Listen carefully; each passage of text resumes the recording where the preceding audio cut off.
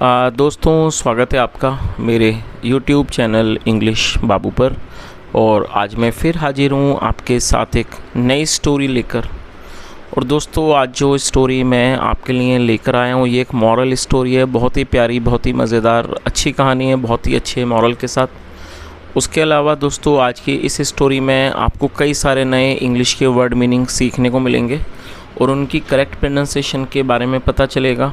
और दोस्तों, इसका जो ग्रामर का पार्ट है उसे बिल्कुल डिटेल में कवर करेंगे, तो जो ग्रामर का प्रोसेस है और जो ट्रांसलेशन है वो आप बड़ी ही आसानी से सीख पाएंगे। तो चलिए दोस्तों, आज की इस कहानी को हम शुरू करते हैं और सबसे पहले कहानी का टाइटल देखते हैं। कहानी का टाइटल है द टाइगर्स गोल्ड बैंगल। क्या मतलब हुआ दोस्तों? यहाँ टाइगर के बाद एपिस्ट्रॉफी एस है, जिसका मतलब होता है का की के। जब हम किसी नाम या व्यक्ति के साथ कुछ जोड़ते हैं तो एपिस्ट्रॉफी एस का यूज़ किया जाता है। और टाइगर का मतलब होता है बाघ। तो क्या अर्थ हुआ? द टाइगर्स गोल्ड बैंगल, मतलब कि बाघ की सोने की चूड़ी। तो दोस्तों, ये आज की इस कहानी का टाइटल है, शीर्षक है। और अब मैं इसे पढ़ना शुरू करता हूँ। आप लोगों से रिक्वेस्ट है, आप कहानी को बिल्कुल ध्यान से सुने। और यदि आज की कहानी में आपको कोई नया वर्ड या फिर नया स्ट्रक्चर मिले तो आप उसे नोट करें। और यदि कहानी पसंद आए तो लाइक भी ज़रूर करें। तो चलिए इसको शुरू करते हैं। Once upon a time a thief lost his way in the jungle after stealing a gold bangle from a rich woman's house। क्या मतलब हुआ दोस्तों? काफ़ी बड़ा सेंटेंस है, तो इसको थोड़ा थोड़ा करके ट्रांसलेट करेंगे ताकि आप एक एक चीज़ समझ सकें। ये जो वाक्य है ये पास्ट इंडेफिनिट का अफर्मेटिव वाक्य है। और जब हम पास्ट इंडेफिनिट में कोई अफर्मेटिव का वाक्य बनाते हैं तो वहाँ सेकंड फॉर्म का यूज़ किया जाता है। LOSE लूज़ का मतलब है खोना या फिर गंवाना, और सेकंड फॉर्म में लॉस्ट। तो क्या अर्थ हुआ? वंस अपॉन अ टाइम, एक समय की बात है। आ थीफ, एक चोर। लॉस्ट हिज वे, अपना रास्ता भूल गया। इन द जंगल, जंगल में। After stealing a gold bangle, after मतलब बाद, स्टील मतलब चुराना, और fourth form stealing. After stealing a gold bangle, एक सोने की चूड़ी चुराने के बाद। फ्रॉम मतलब से, कहाँ से? From a rich women's house, एक अमीर महिला के घर से। तो पूरी लाइन का क्या अर्थ निकला कि एक समय की बात है, एक चोर जंगल में, एक चोर एक अमीर महिला के घर से एक सोने की चूड़ी चुराने के बाद अपना मतलब कि जंगल में अपना रास्ता भूल गया। आगे देखिए। As he was wandering in the jungle, A ferocious tiger attacked him and ate him up। दोस्तों, ये जो वाक्य है ये पास्ट कॉन्टीन्यूस का वाक्य है। पास्ट कॉन्टीन्यूस मतलब इस तरह के वाक्य जहाँ वाक्यों की टेल पर रहा था, रही थी जैसे शब्द आए, इस तरह के वाक्यों को पास्ट कॉन्टीन्यूस का वाक्य कहा जाता है, जहाँ वॉज या वर के साथ फोर्थ फॉर्म का यूज़ किया जाता है। वॉन्डर का मतलब होता है कहीं पर भी इधर उधर भटकना बिना किसी उद्देश्य के, उसे वॉन्डर कहा जाता है। तो क्या अर्थ हुआ? एज मतलब कि जब ही वॉज वॉन्डरिंग मतलब कि जब वो भटक रहा था। इन द जंगल, जंगल में। आ फेरोशियस टाइगर, फेरोशियस एडजेक्टिव है जिसका मतलब है खूंखार। एक जो खूंखार शेर बाघ था। अटैक्ड हिम, उस पर हमला किया। एंड एट हिम अप, और ये ईट की सेकंड फॉर्म है, ये पास्ट का ही वाक्य है। एंड एट हिम अप, और उसको खा लिया। तो पूरी लाइन का क्या अर्थ निकला कि जब वह जंगल में भटक रहा था तो एक जो खूंखार शेर था उसने उस पर हमला किया और उसे खा लिया। The tiger picked up the bangle and hid it in a safe place as he did not know what to do with it. दोस्तों, ये जो वाक्य है ये भी पास्ट इंडेफिनिट का ही वाक्य है, जहाँ सेकंड फॉर्म लगाई जाती है। PIC पिक मतलब होता है उठाना, और सेकंड फॉर्म में picked. The tiger picked up the bangle, क्या अर्थ हुआ कि बाघ ने चूड़ी को उठा लिया। एंड हिड इट, दोस्तों हाइड मतलब छुपाना, और सेकंड फॉर्म में हिड। तो आप चाहें तो इसे नोट कर लीजिए। जो फर्स्ट फॉर्म है वो है हाइड HIDE, और सेकंड फॉर्म में hid HID। And hid it, और उसको छुपा दिया। इन अ सेफ प्लेस, एक सुरक्षित स्थान पर। एज क्योंकि ही डिड नॉट नो, वह नहीं जानता था। What to do with it, कि वह इसके साथ क्या करे। तो पूरी लाइन का क्या अर्थ निकला कि बाघ ने सोने की जो चूड़ी थी उसको उठा लिया और उसको उसे एक सुरक्षित स्थान पर उसने उसको छुपा दिया, क्योंकि वह नहीं जानता था कि वो क्या करे। आगे देखिए। आफ्टर सम ईयर्स मतलब कि कुछ सालों के बाद वैन ही ग्रीव ओल्ड, दोस्तों ग्रो ओल्ड का मतलब होता है बूढ़ा होना और सेकंड फॉर्म है ग्रीव ओल्ड। तो क्या अर्थ हुआ, आफ्टर सम ईयर्स, कुछ सालों के बाद, वैन ही ग्रीव ओल्ड, जब वह बूढ़ा हो गया, एंड वीक और कमज़ोर, मतलब जब वह बूढ़ा और कमज़ोर हो गया, he remembered about the Bengal. दोस्तों रिमेंबर का मतलब होता है किस कोई चीज़ याद आना, सेकंड फॉर्म में रिमेंबर्ड। तो पूरी लाइन का क्या अर्थ निकला कि कुछ सालों के बाद, when he grew old and and वीक, जब वह बूढ़ा और कमज़ोर हो गया, he remembered about the bangle, उसे चूड़ी के बारे में याद आया। ही न्यू, और दोस्तों ये नो की सेकंड फॉर्म है न्यू, और ये भी पास्ट का ही वाक्य है। ही न्यू, वह जानता था, द ग्रीड, लालच को, ऑफ ह्यूमन बींग्स, लोगों के, फॉर द गोल्ड, सोने के लिए। तो पूरी लाइन का क्या अर्थ निकला, he knew the greed of human beings for the gold. और दोस्तों आप इस वर्ड को नोट कर लीजिए, ग्रीड एक नाउन है जिसका मतलब होता है लालच। मतलब क्या हुआ इस लाइन का कि वह लोगों का सोने के प्रति, या कह सकते हैं सोने के लिए लालच को जानता था।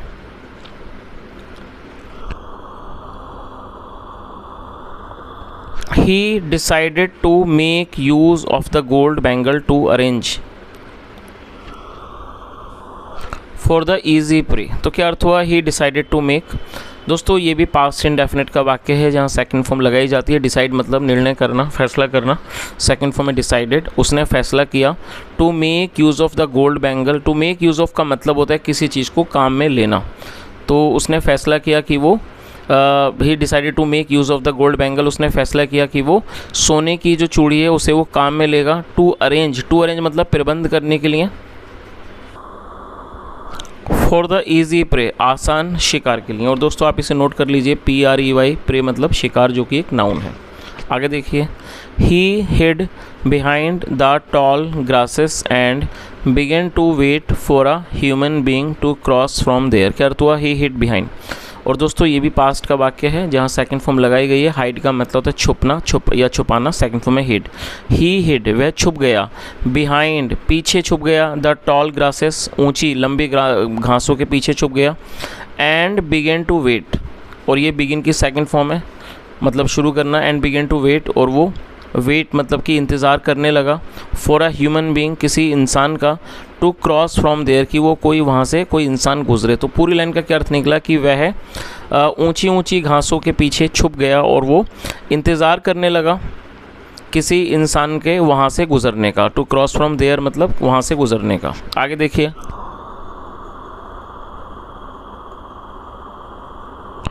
After waiting for some time, after waiting for some time मतलब कुछ समय इंतज़ार करने के बाद। He saw a villager coming, दोस्तों ये भी वाक्य पास्ट का ही है। सी मतलब देखना, और second form so. He saw, उसने देखा।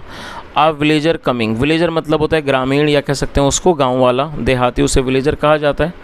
तो क्या अर्थ हुआ कि कुछ समय इंतज़ार करने के बाद, ही सो अ विलेजर कमिंग, उसने एक ग्रामीण व्यक्ति को, या कह सकते हैं ग्रामीण को आते हुए देखा। ही सेड टू हिम, उसने उससे कहा।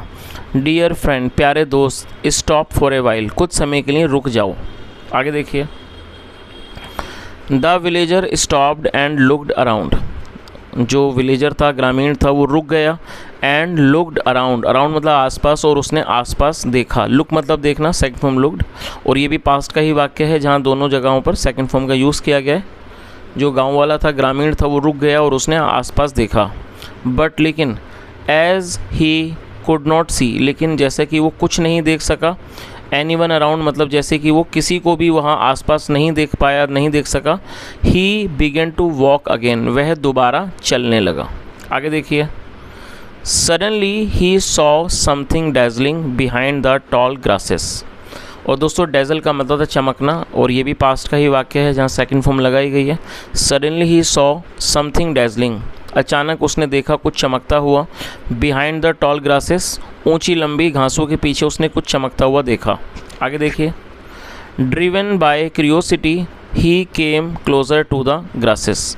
दोस्तों क्यूरियोसिटी नाउन है जिसका मतलब होता है उत्सुकता, और ड्रिवन बाय क्यूरियोसिटी का मतलब होता है उत्सुकता से प्रेरित होकर।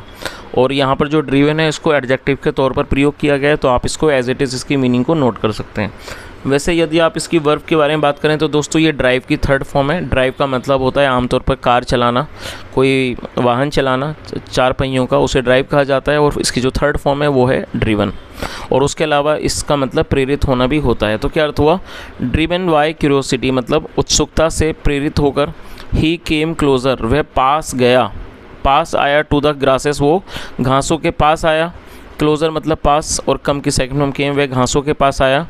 As he entered the grasses और जैसे ही उसने घासों में प्रवेश किया। He saw a big tiger उसने एक बड़े बाघ को देखा। सिटिंग बैठे हुए, एट सम डिस्टेंस कुछ दूरी पर उसने एक बड़े बाघ को बैठे हुए देखा। रेजिंग वन पो एक पंजा उठाए हुए। कंटेनिंग लिए हुए, अ गोल्ड बैंगल एक सोने के चूड़ी को मतलब पंजे में लिए हुए, पो का मतलब पंजा, और उसे उठाए हुए उसने देखा। तो इस चीज़ का मतलब आपको समझ ही आ गया होगा। मतलब जब वो गांव वाला व्यक्ति जो था, जब उसने घासों में प्रवेश किया तो उसने देखा एक जो बड़ा बाघ है उसके मतलब उसने थोड़ी दूरी पर वो बैठा हुआ है, और जो उसका एक पंजा है वो उठा हुआ है। रेज का मतलब उठा हुआ होना, उठाया हुआ है उसने, और उसके अंदर क्या है? एक सोने की चूड़ी है। आगे देखिए।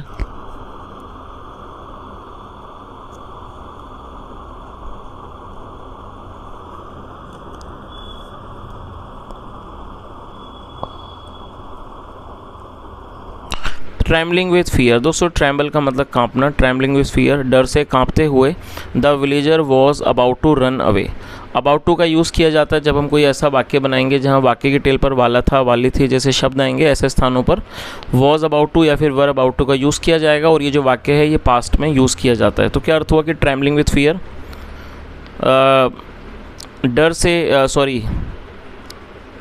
डर से कांपते हुए, या कह सकते हैं भय से, डर से कांपते हुए। The villager was about to run away जो गांव वाला था वो भागने वाला था। जस्ट देन तभी द टाइगर सैड पोलाइटली दोस्तों, पोलाइटली का मतलब होता है विनम्रता से। ये एडवर्ब है। एडवर्ब का अर्थ होता है किसी भी वर्ब की विशेषता का वर्णन करने वाला शब्द। ऐसा शब्द जो किसी वर्ब की विशेषता के बारे में बताए उसे एडवर्ब कहा जाता है। और इसकी पहचान करने का तरीका बहुत आसान है। आप देखेंगे ज़्यादातर जो एडवर्ब हैं वो एल वाई पे ख़त्म होते हैं। तो क्या अर्थ हुआ? जस्ट देन तभी द टाइगर सैड पोलाइटली बाघ ने विनम्रता से कहा। यू नीड नॉट फियर मी आपको मुझसे डरने की ज़रूरत नहीं है। ऑल्दो हालांकि, और दोस्तों ऑल्दो का मतलब हालांकि, ऑल्दो हालांकि, I am a violent animal हालांकि मैं एक हिंसक पशु हूँ। और दोस्तों ये एक एडजेक्टिव है तो आप इसे चाहें तो नोट कर लीजिए। VIOLENT वॉयलेंट का मतलब होता है हिंसक। ऐसा व्यक्ति या कोई भी ऐसा जानवर जो कि हिंसा करता हो उसको वॉयलेंट कहा जाता है। तो उसने क्या कहा कि although I am a violent animal हालांकि मैं एक हिंसक पशु हूँ। आई एम ओल्ड मैं बूढ़ा हूँ, एंड वीक नाउ, और I am old and weak now अब मैं बूढ़ा और कमज़ोर हूँ। I am in no position to hunt for food, और दोस्तों आप इसे ज़रूर नोट कर लीजिए। HUNT हंट का मतलब होता है शिकार करना, और ये वर्ब की फर्स्ट फॉर्म है। तो उसने क्या कहा? I am in no position to hunt for food मतलब मैं खाने के लिए शिकार करने की स्थिति में बिल्कुल नहीं हूँ। आई मे डाई, और दोस्तों मे का यूज़ किया जाएगा जब हम किसी वाक्य में किसी तरह के डाउट को दर्शाएंगे। जहाँ भी संदेह को, डाउट को दिखाएंगे तो वहाँ मे का यूज़ किया जाता है। आप इसे नोट कर लीजिए। तो उसने क्या कहा? आई मे डाई शायद मेरी मृत्यु हो जाए। इन अ फ्यू डेज़ कुछ दिनों में शायद मेरी मृत्यु हो जाए। बट बिफोर डाइंग लेकिन मरने से पहले। और दोस्तों यहाँ पे मैं एक छोटी सी आपको जानकारी देना चाहूँगा। जैसा पहले भी आपने देखा था एक वर्ड था आफ्टर के बाद वेटिंग आया था। तो जब हम आफ्टर, बिफोर या विदाउट का यूज़ करेंगे तो उसके बाद हमेशा ही वर्ब की फोर्थ फॉर्म का यूज़ किया जाता है। तो आप इस चीज़ को कृपया करके नोट कर लीजिए। आफ्टर, बिफोर और विदाउट के बाद यदि आप वर्ब लगाएंगे तो हमेशा ही वर्ब की फोर्थ फॉर्म का यूज़ वहाँ पर किया जाएगा। तो क्या अर्थ हुआ? उसने क्या कहा? बट बिफोर डाइंग लेकिन मरने से पहले। आई वॉन्ट मैं चाहता हूँ। To hand over, hand over का मतलब होता है सौंपना, हवाले करना। मैं सौंपना चाहता हूँ, हवाले करना चाहता हूँ। दिस ब्यूटीफुल गोल्ड बैंगल ये सुंदर सोने की चूड़ी। टू सम ह्यूमन बीइंग किसी इंसान को। लाइक यू आपकी तरह। As it is of no use to me जैसे कि ये मेरे किसी भी काम की नहीं है। तो पूरी लाइन का क्या अर्थ निकला? उसने आगे क्या कहा कि शायद मेरी मृत्यु हो जाए, बट बिफोर डाइंग लेकिन मरने से पहले। I want to hand over this beautiful gold bangle to some human beings like you as it is of no use to me. मतलब क्या हुआ उस लाइन का कि मरने से पहले मैं इस सुंदर सोने की चूड़ी को किसी इंसान को सौंपना चाहता हूँ, देना चाहता हूँ, आपके जैसे किसी इंसान को, as it is of no use to me, क्योंकि ये मेरे किसी भी काम की नहीं है। आगे देखिए, the villager was a poor fellow. जो और दोस्तों ये जो वाक्य है सिंपल पास्ट का वाक्य है। सिंपल पास्ट का मतलब होता है जब हम पास्ट में कोई ऐसा वाक्य बनाएं जहां वॉज या वर्ब के साथ नाउन या एडजेक्टिव का, वॉज या वर्ब का यूज़ हेल्पिंग वर्ब के रूप में किया जाता है, साथ में नाउन या एडजेक्टिव को लेकर वाक्य बनाया जाता है। तो क्या अर्थ हुआ, the villager was a poor fellow, जो ग्रामीण था वो एक गरीब व्यक्ति था, गरीब इंसान था। ही न्यू, वह जानता था, that the gold bangle will change his life for ever. और दोस्तों ये नो की सेकंड फॉर्म है न्यू, तो आप चाहें इसे नोट कर सकते हैं। ये भी पास्ट का ही वाक्य है। जो छोटा सा जो वाक्य आप देख रहे हैं ये पास्ट इंडेफिनिट का ही वाक्य है। ही न्यू, वह जानता था, दैट की द गोल्ड बैंगल, जो सोने की चूड़ी है, will change his life for ever, वो उसके जीवन को हमेशा के लिए बदल देगी। और दोस्तों आप इसे नोट कर लीजिए, फॉर एवर मतलब हमेशा के लिए। तो पूरी लाइन का क्या अर्थ निकला कि जो वह जानता था कि सोने की चूड़ी हमेशा के लिए उसके जीवन को बदल देगी। मोर ओवर, हालांकि ही डिड नॉट नो, वह नहीं जानता था, the cunningness of the tiger. दोस्तों आप इस वर्ड को जरूर नोट कर लीजिए, जो इंपॉर्टेंट वर्ड होते हैं मैं आपको बताता चलता हूँ। कनिंग एडजेक्टिव है। कनिंग देखिए, यदि आप इसको यहाँ तक रखेंगे कनिंग तक, CUNNING, कनिंग एडजेक्टिव है जिसका मतलब होता है चालाक, धूर्त। धूर्त आप में से कई लोगों ने, यदि आप हिंदी बैकग्राउंड के हैं तो आपने ये शब्द जरूर सुना होगा, धूर्त। धूर्त का मतलब होता है कोई मक्कार व्यक्ति, या जिसको कह सकते हैं चालाक, दुष्ट, उसे कनिंग कहा जाता है। और जो इसका नाउन है वो है कनिंगनेस, मतलब होता है धूर्तपन, या कह सकते हैं कि मक्कारी, चालाकी, उसे कनिंगनेस कहा जाता है। चतुराई भी इसको कह सकते हैं। तो इस लाइन का क्या निकला अर्थ, मोर ओवर, हालांकि, ही did not know the cunningness of the tiger, हालांकि वह बाघ की चतुराई के बारे में, कह सकते हैं धूर्तता के बारे में नहीं जानता था। सो इसलिए to receive the gold bangle, सोने की चूड़ी को हासिल करने के लिए, लेने के लिए, he went near the tiger, वह बाघ के पास गया। बट अलस, लेकिन उसकी किस्मत ख़राब थी। But alas, the tiger jumped upon him, जो टाइगर था वो उस पर कूद पड़ा। एंड एट हिम अप, और उसको खा लिया। टू द लास्ट मोर्सल, मतलब अपने आखिरी निवाले तक उसने उसको खाया। आगे देखिए, दस, इस प्रकार से, the tiger managed to get his first meal luring a human beings. और दोस्तों आप इसे नोट कर सकते हैं, ल्यूर का मतलब होता है किसी को ललचाना। तो क्या अर्थ हुआ, 10 मतलब इस तरह से, the tiger manage to get his first meal luring a human being, मतलब इस तरह से जो बाघ था वो अपनी पहला जो मील था, मतलब जो भोजन था, वो एक इंसान को ललचाकर उसे पाने में वो सफल हो गया।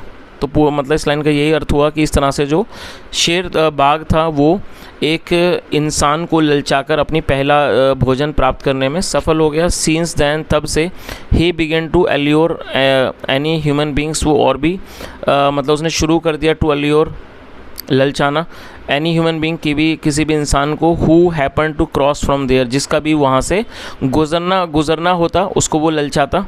The greed of the human beings, और दोस्तों ग्रीड का मतलब था लालच, ऑलरेडी मैं बता चुका हूँ ये एक नाउन है। और जो ग्रीड था ह्यूमन बींग्स, लोगों का, made it very easy for him, मतलब जो ग्रीड था लोगों का, इंसानों का, उसने उसे बहुत ज़्यादा आसान बना दिया उसके लिए the greed of the human beings made it very easy for him, मतलब जो इंसानों का जो लालच था उसने बहुत उसके लिए उस चीज़ को आसान बना दिया। To get a tasty and easy meal, एक स्वादिष्ट और एक आसान भोजन प्राप्त करने में उस चीज़ को, जो लालच था उसने उसको आसान बना दिया। He thus spent the remaining days of his old age in comfort and plenty, और इस तरह से उसने उसके जो रिमेनिंग डेज थे, मतलब बाकी जो बचे हुए दिन थे उसके बुढ़ापे के, ओल्ड एज मतलब बुढ़ापे के, उसने बिताए। स्पेंड मतलब बिताना, सेकंड फॉर्म स्पेंट, उसने बिताए किस तरह से, इन कम्फर्ट एंड प्लेंटी, मतलब बड़े सुख सुविधाओं से, आराम से उसने अपने बुढ़ापे के दिनों को उसने गुजारा।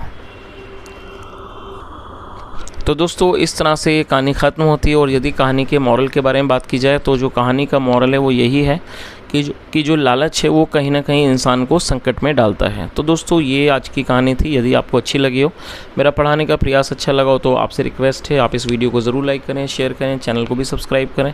और दोस्तों शायद आपने नोट किया होगा, आज स्टोरी लंबी थी लेकिन मैंने इसको थोड़ा जल्दी ट्रांसलेट करने की कोशिश की है, क्योंकि दोस्तों मेरे जो गले में प्रॉब्लम है, ऑलरेडी मैं इस बारे में कई बार बात कर चुका हूँ, दर्द कई बार हो जाता है, तो ज़्यादा लंबी वीडियो बनाना बड़ी ही मुश्किल होता है। तो वीडियो तो काफ़ी, अगर मैं इसको थोड़ा एक एक चीज़ को ट्रांसलेट करता तो शायद ये जो वीडियो है वो कम से कम अभी 15 मिनट और चलती।